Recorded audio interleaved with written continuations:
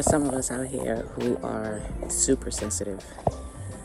And I can only speak for myself because I'm one of those super sensitive individuals. I'm someone who, it kind of depends on the way that you communicate with me in order for me to actually want to communicate back with you. And I'm sure I'm not the only one that feels this way. I'm sure I'm not the only one that feels so super sensitive that when you communicate with someone that's really sensitive, you kind of have to take that into consideration. You kind of have to remember that sometimes being aggressive can make that person go in the opposite direction of what it is you're trying to accomplish. See, for me, I'm an empath and I'm highly, highly sensitive. And it's weird because although I'm an empath and I'm highly sensitive, I tend to attract very aggressive people. I'm not sure how that works, but I tend to attract very, very aggressive people. I've attracted aggressive people my whole life. And now that I'm older, now that I'm more in tune with myself, I think I handle that a lot differently. I think I handle that a lot better. And this is just kind of my way of, I guess you can say, giving some kind of advice to anyone who they're a little bit aggressive as far as their communication. And when they want to communicate with an empath, it kind of doesn't work out too well. And other empaths understand exactly where I'm coming from. Other highly sensitive beings understand exactly where I'm coming from, because when you have someone super aggressive who's trying to communicate with you, you shut down. You wind up shutting down. So you wind up not getting the information. You wind up not communicating. You wind up not having a good experience.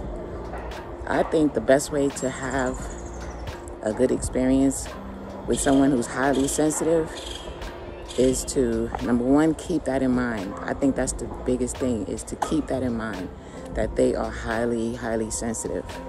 So this is not to say that anyone should change who they are, because I don't believe in that. There's a difference between adjusting and changing. I'm not changing for anyone, but I don't have a problem adjusting certain things. But there are some things that it's part of our makeup that those things cannot be adjusted. Those things make up who we are. And I feel as if being a super highly, highly sensitive person myself, I feel that that's not really something that I can adjust. I can't adjust my sensitivity, you know? Now, I can adjust the way I communicate with someone who is a lot more aggressive than I am. When I say highly aggressive, I mean someone who, when they speak, sometimes it comes off as a little over the top. Now, don't get me wrong. I don't feel that there's anything wrong with anyone who speaks in like an aggressive fashion, because that used to be me. I used to speak super aggressive, depending on the situation. I kind of found out that that wasn't always the way to go. That wasn't always productive, especially when you are trying to communicate with somebody who's highly sensitive. Because then, thank goodness that I understand it, because I'm super sensitive. When you're talking to somebody who's very, very sensitive, and let's say you raise your voice at them, or let's say you do the main thing that's a no-no, which is try to control them. Now, I don't know why, but I laugh at that word control every time I hear it. I cannot help it. That word control just makes me laugh, because there are so many people out here who, for some reason or another, feel the need to control you.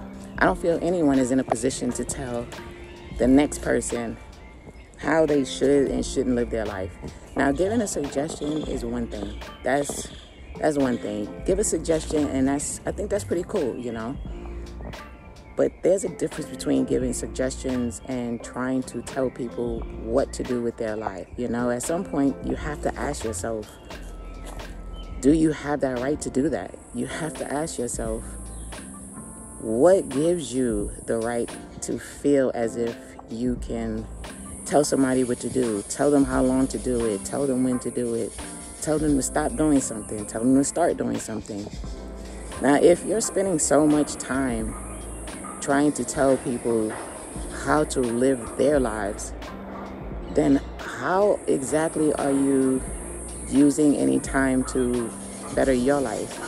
Because I have noticed that. A lot of times when people are trying to direct other people when it comes to their lives, I have noticed that that's taking away a lot of time and energy from their lives. That's taking a lot of time and energy from their lives.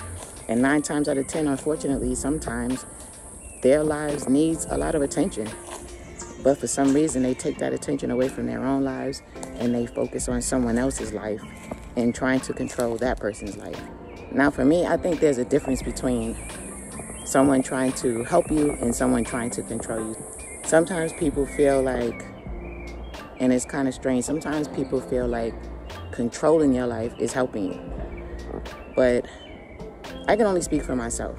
When I say trying to control my life, there's no way in the world I can ever look at that as you're trying to help me, because I work really hard at bettering my life. I work really hard every single day at trying to be a better me, trying to do the right thing, you know, and I don't really look outside of myself to look at someone else's life to try to figure out what they're doing wrong and right and what they should be doing more often or not enough of or better at or whatever, because I feel that that's not my place, you know. Now, if someone were to solicit my opinion, then that's different. But unsolicited advice sometimes can be a bit offensive, you know.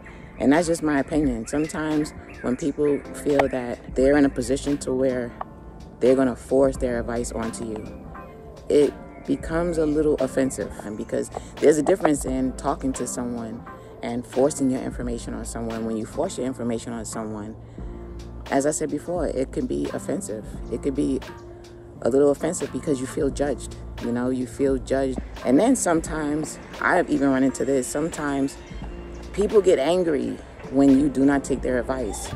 I don't know, guys. I really think that it's actually a good thing to interact with people that's really sensitive, because they can really show you some things, you know. They can really show you how to tap into your feminine side, whether you're a female or a masculine. And I know how it is. Some masculines do not want to tap into their feminine side, even though it's healthy, because you need a good balance, you know.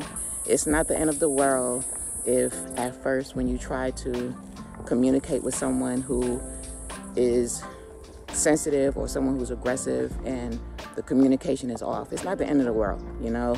It's not the end all be all, you know. You just learn from each other, just balance each other out. You just make sure that you guys do a little bit of equal give and take and allow each other to be their authentic self, but also be mindful and be respectful to the other person's style of communication, because you always want to feel like you can be yourself. You know, you don't want to tippy toe around anybody and you have to talk a certain way when you're around somebody, but you also want someone to respect your communication style, you know? So it's a little bit of an equal give and take, I think. But it's doable. We're not crazy if we're super sensitive and we'll cry for any little thing, or we'll shut down for any little thing, or if someone is a little too aggressive, we'll just walk away. We're not crazy for that, you know? It's just part of who we are. You know, it's no disrespect intended, but we're not crazy if we're super sensitive, and that's just who we are. You know, we're not crazy for that, because I'm super sensitive and I'm not crazy. And if you're super sensitive, neither are you.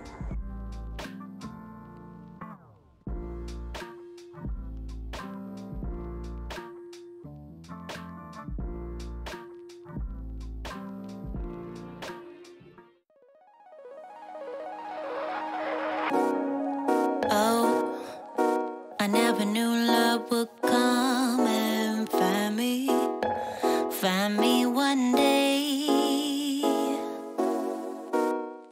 Oh, I never knew that you would be